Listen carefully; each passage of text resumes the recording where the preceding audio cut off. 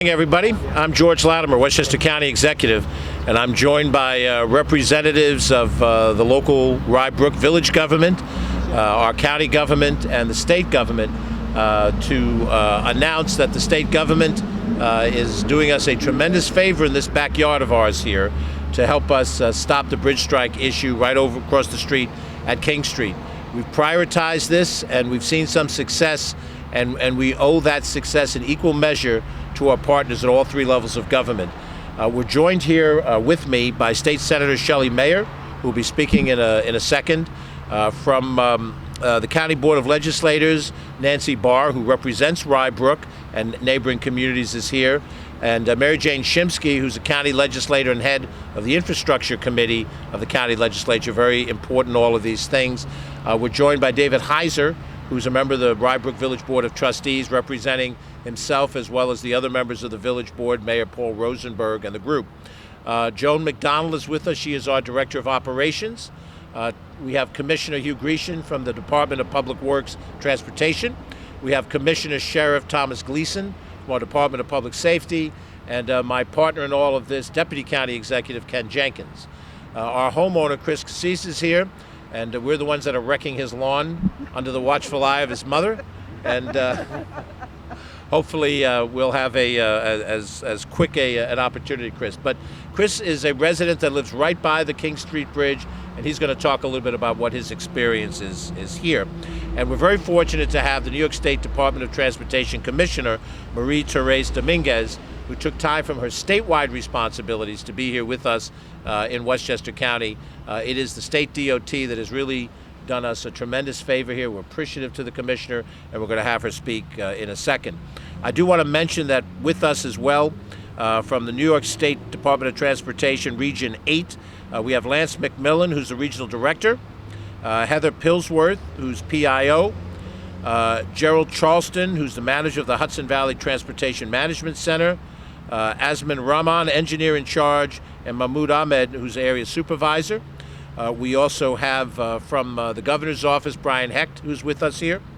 From Binghamton Road Electric, Vaughn Ellsworth, who's the owner, and Christopher O'Brien, who's the project superintendent, are with us here. They're the guys with the hard hats, and they're very professional when they're on site for these things.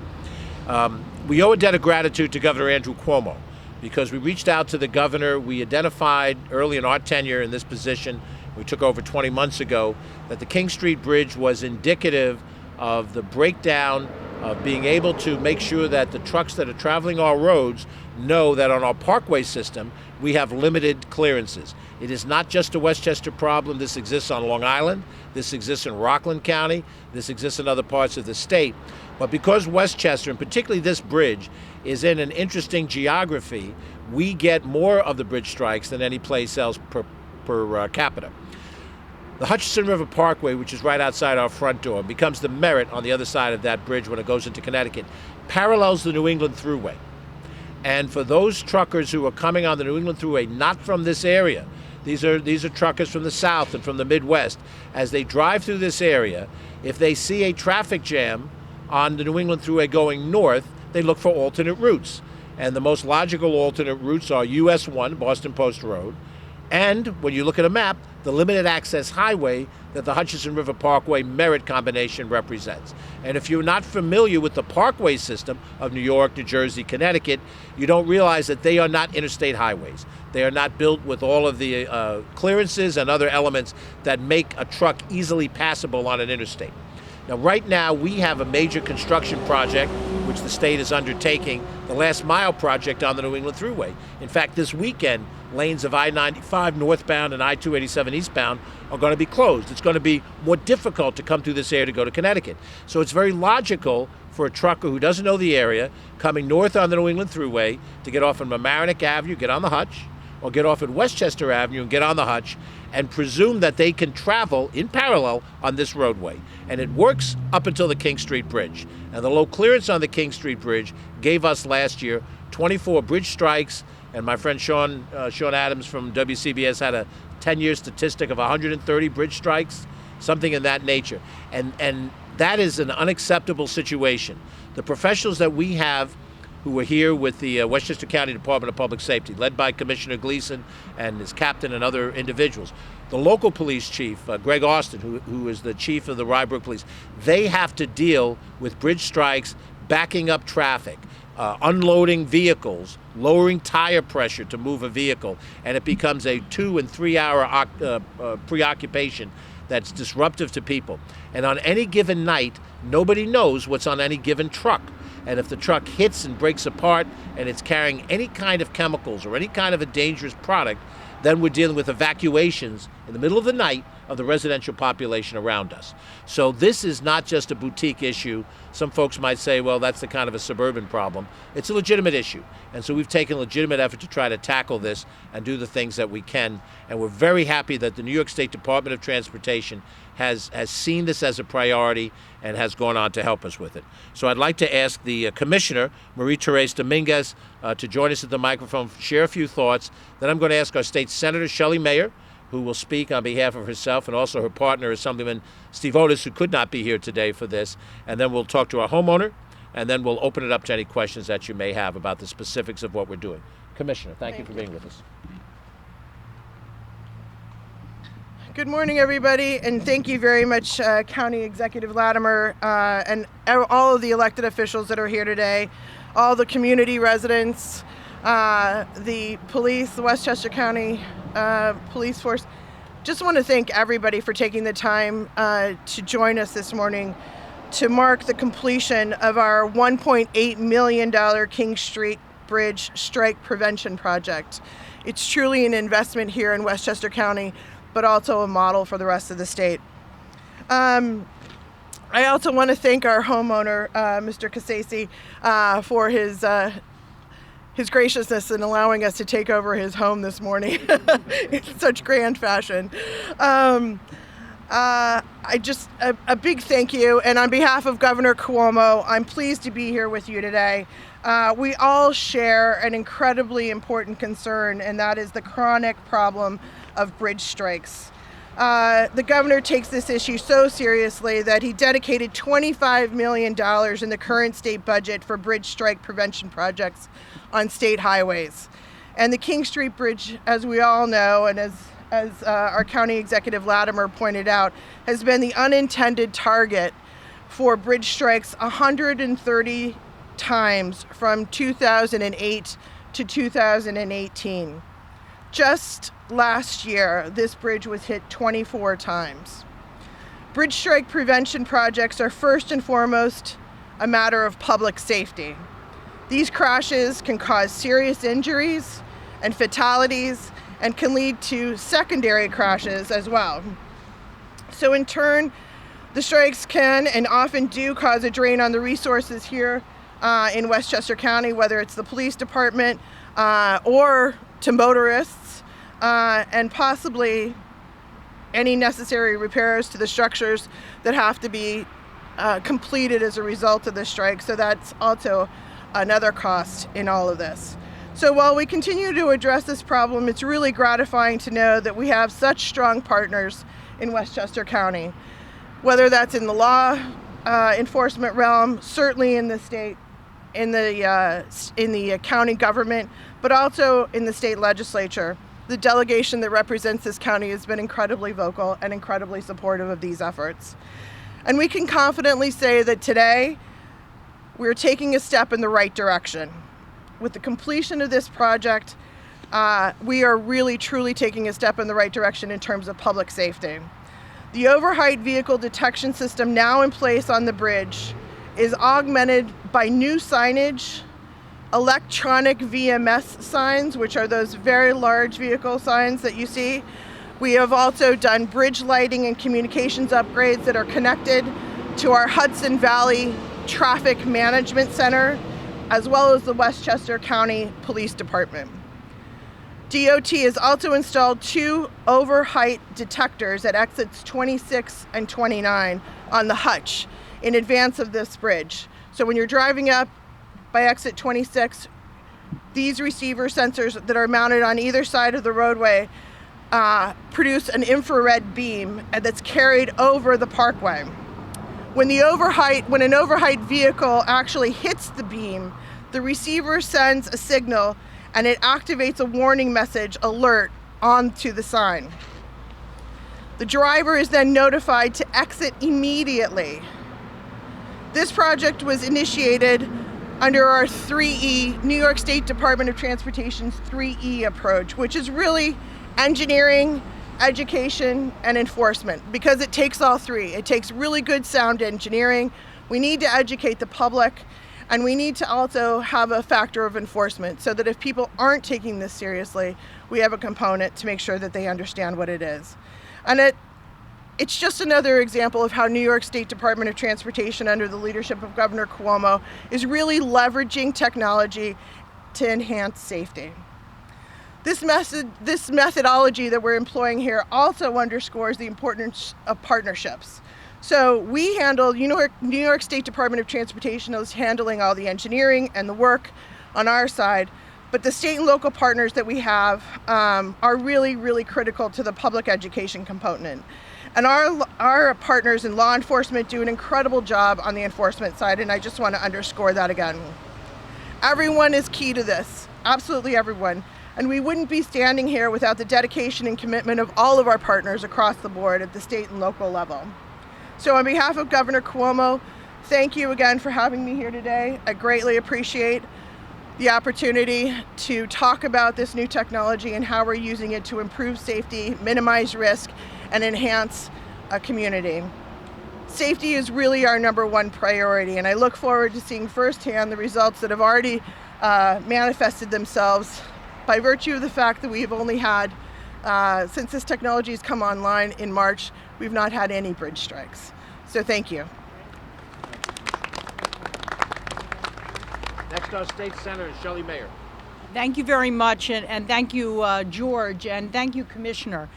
I want to say on behalf of myself and Assemblyman Steve Otis, who represents this community with me, that we couldn't be more thrilled about this development. In addition to the safety issues, which are paramount, these bridge strikes cause tremendous challenges for the residents of our community every day. If you hear from somebody who's backed up on their way to work for an hour, 2 hours because some truck drove under this bridge and got stuck, somebody who couldn't get to school, someone who couldn't get to a doctor's appointment, this has been a perennial source of frustration in this community. And frankly, until we have the leadership of our county executive, our fantastic county board of legislators, which is committed to improving this, together with law enforcement, and then the Governor Cuomo and the DOT coming on board, we have spent many years in Westchester frustrated about this problem. Finally, and this is an example of when government works best, there was a drive, a commitment, a partnership, a willing to put money on the table, and the investment in technology that will make a difference in the lives of our community residents who are so dependent on the Hutch for everything in their daily lives. So this is a really exciting development that will make a meaningful difference in the lives of our residents, as well as enhance public safety and make our quality of life so much better. So I'm really, from the bottom of my heart, very, very grateful that George really took this up, that the governor listened and responded so strongly, that DOT was a great partner, and that our partners in the county board and in law enforcement and in local officials came all together. This is the best at what government does, when we work together and we actually come up with solutions. So thank you for the opportunity to be part of it. I look forward to driving on the Hutch without fear. Thank you, Shelley. Next, Chris, you live next to the Hutch, next to the affected bridge. Tell us your story. So I'd like to start by thanking Governor Cuomo, County Executive Latimer, and the State Department of Transportation. I sell insurance for a living, so I don't know the logistics of highway safety, and I just appreciate the government, stepping in to fix this problem. My family has lived on this property since the mid-1960s, and the past decade has been quite a challenge. We've been woken up anytime between midnight and 5 a.m. I have 2 elementary school-age children. I have an almost 93-year-old grandmother living with me here, so it's quite jarring for the household. The property shakes, the explosion is loud, and it ricochets and echoes. So it's not just a crash. We're talking major noise. My concern is for the vehicles behind the truck, because you'd have to come to a full stop from 60 miles per hour. So the past year has been such an improvement. It's made us have more peace of mind here, and we absolutely appreciate the new safety measures that have been put in place. Thank you. Thank you. We're going to open it up to questions from our friends in the press, and then when we're finished doing that, you're welcome to interview any of these individuals that you'd like one-on-one, and many of the expertise of the people behind me, Chief Austin, Commissioner Sheriff Gleason from the law enforcement side, any of the individuals that are involved in the construction projects here, certainly Commissioner Dominguez and others, you're welcome to get some of the details from them. We're joined, by the way, by Verena Arnabal, who's with us here. She is Chief Aide to Assemblyman Steve Otis, and we want to thank you and Assemblyman Otis for his role in helping this happen. So appreciative. And just before you open up the question, because I want to one more step closer, our Director of Operations, Joan McDonald. These guys were running buddies back in the day. Joan is a former State Commissioner of Transportation, and Nancy Barr and I had the first of our local coffee and conversations. This issue came up immediately. We discussed it. We discussed it with Mary Jane, and the next thing you know, I go to Joan and say, "What do we do about this?" Shows you my great leadership skills. But we want you here so when they ask questions, you can answer them. I'll do all the technical Since stuff. I am the generalist. But in all seriousness, any questions from our friends in the press directed to any of us on any of the topics necessary? Rebecca? I'd like to hear from someone from law enforcement just about the importance that this has on safety. If you can talk about that. Okay, Greg and Tom, come to the mic. Well, as the homeowner said, it's very jarring for the neighborhood, because I'm the police chief in Ryerbrook, so we're concerned about the residents, the motorists, and just the calls in the middle of the night, the trucks, what's in the trucks. It's very disturbing to the residents to have to be woken up by this and have to be concerned. And we have a high school down the road here, and there's been more than one occasion on the first day of school we were dealing with a bridge strike, and the traffic just comes naturally with the first day of school in addition to a bridge strike. It's just incredible, and that's we're really looking forward to this really kind of slowing this down and stopping the bridge strikes. And from the county police perspective, who are patrolling the Hutch on a daily basis 24/7, we're very happy to see the numbers trending down, and hope that continues. And interestingly, we're talking about bridge strikes, but the men and women of county police are constantly dealing with wayward trucks on the Parkway that even don't hit the bridges. So a lot of the times, the drivers will see the signs, they'll realize their mistake, they'll get off, or we'll be chasing them down and trying to get them off the road before they get to the bridges. So we're happy to see this great technology that's put in place, and hopefully it'll make our lives a little easier in trying to keep the Parkway safe. Other questions? Tony? Mr. Latimer, it was 10 years ago, 2009, that then Governor David Patterson created a bridge strike task force and talked about a number of the things that are finally in place today, 10 years later. But one of the things that he talked about then, and that I know the county police continue to be concerned about, is people with their noses and their attention diverted by a GPS-enabled smartphone in rental trucks. They're not professional truckers, they don't know the roads around here, but they're following this, and there's always been talk about talking to Waze and talking to Google Maps and talking to Yahoo. Any progress on that front in terms of getting these phones to have alerts? Well, Ken Jenkins and I took on that task a year ago as one of the outgrowth, and between the two of us, we reached out to most of those companies, and we frankly did not get a strong enough reception. I suspect what the story is that the Parkway system as we know it is pretty much a New York metropolitan area, Northeast United States type situation in the world of transportation. Correct me if I'm wrong. Most of the rest of the country don't have parkways with limited access that look like interstates but lower barriers, and so we did not get the kind of response we want. We haven't given up on it, and I think perhaps we'll work with the state, because the voice of a state or multiple states might have more impact with these people than just a county government would. But I think, Tony, you put your finger on the way we're going to get to zero bridge strikes, and that is by impacting what we'll generically call the GPS systems.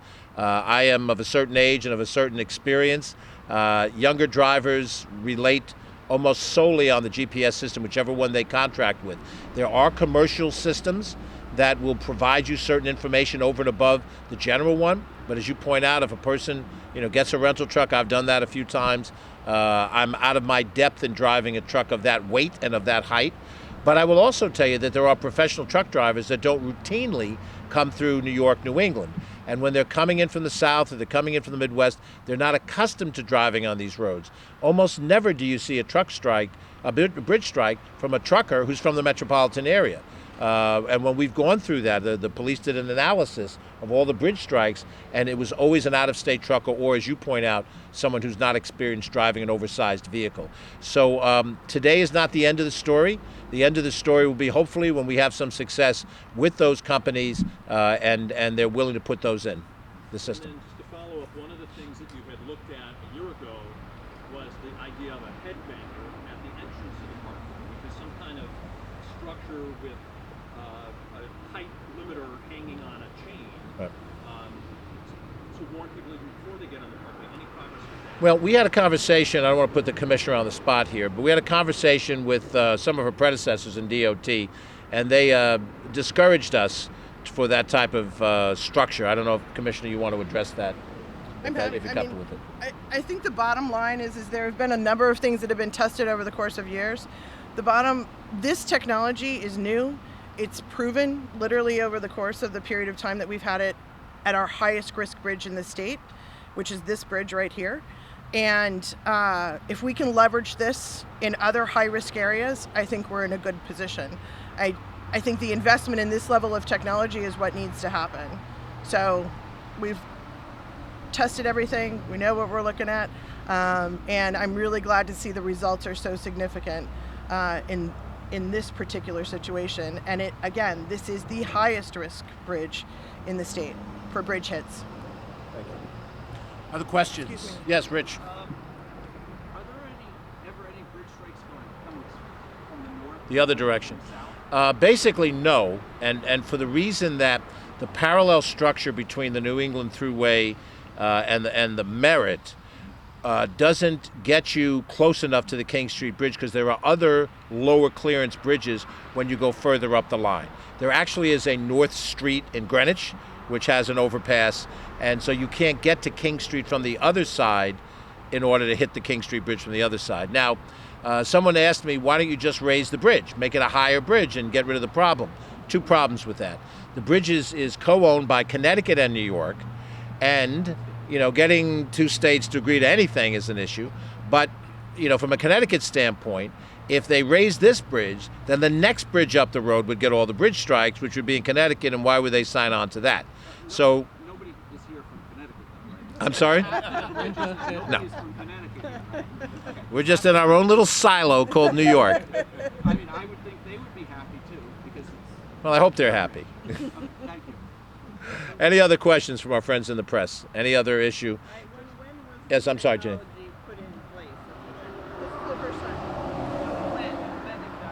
We first started installing it in March of this year, and it's being completed right now.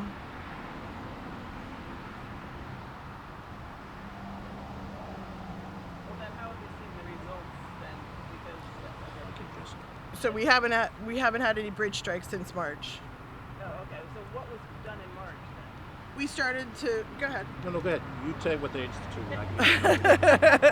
We started putting in all of the signage, and then we followed that up by the connectivity directly from our signage and our technology that we leverage, the high beam, the red light beam that's now triggered, sends an immediate signal to our traffic management center, which then has the ability to track and view the truck that is triggered when they hit the high beam. So we know immediately what's happening. We can then immediately contact state police, etc., and our local county and city officials. Just in the last month. So Jeanette, let me address the numbers as we know them. Last year, there were 24 bridge strikes, state statistics, 24 bridge strikes on the bridge, full year. Half a year this year, I think it's June 30th or July 31st, I'm not sure which, 4 bridge strikes over the same period of time. Now, all of the technology was not put in on January 1st, but you usually see more traffic through the area as the weather gets better, and so there's a higher volume and therefore a higher number of strikes. What we don't see in the numbers is how many times the bridge wasn't struck, but almost was struck, and the information deferred it. And I think that's some of the patrol information that Commissioner has within his department and the Chief of Police has in his departments, how many times they came to assist getting a truck off at, say, the North Ridge Street exit in advance, or over here at King Street, back them up a little bit and then up the King Street exit before they hit the bridge. So it's not officially a bridge strike, but it was deterred by the measures that have come into place. And those statistics overall show very encouraging. Now, we're waiting to have a bridge strike while we're standing here to undermine the whole argument, because it can happen at any point in time, and nobody thinks that everything we could conceivably do will absolutely guarantee that there will never be another bridge strike, but we're just reducing the likelihood of it with each of these actions. And as I said, Ken and I haven't given up on our little task. We're still planning. We're still planning to get those guys to sign on, and we think that'll be the next big drop. Now, Let me just. please go ahead, Commissioner. I'm sorry. So the county executive is correct, and I misspoke. There have been an incredible number. The reduction of bridge strikes is pretty significant. So it was 4 since we've put this in place in March. So I apologize. I think I said 0, but it's 4. Okay. We're good. But I will also tell you that this was the most highly struck bridge last year in the state. Not just in our backyard, but we have other bridges, and the commissioner and his team are looking at those other situations. We have a particular bridge in the Sawmill that has an incident. When you go, if you come on Mamaroneck Avenue to the Hutchinson, you're going south. The Mamaroneck Road Bridge is the most frequently struck bridge going south. And so we have our work cut out for us at other places. That they happen once or twice in a location is one thing. Once we start getting up into high single digits, then we're going to try to learn what we learned out of this experience and then apply it in other places. And again, that's where Shelley and Steve and our state legislature have been very helpful to us, because they've always been willing to assist us with specified grants that are available to us. And they've been very willing to work with us in providing resources, which is helpful. And, when you get to the level of Nancy and Mary Jane as county legislators, they're around their districts all the time. And Mary Jane has been a strong advocate on the Sawmill side, which is her district. So, this isn't the end of the story, but it's a progress point of the story. Any other questions as a group? Great. If you want to interview any of these folks, by all means, and there's probably plenty of B-roll out there waiting for you. So, thank you all.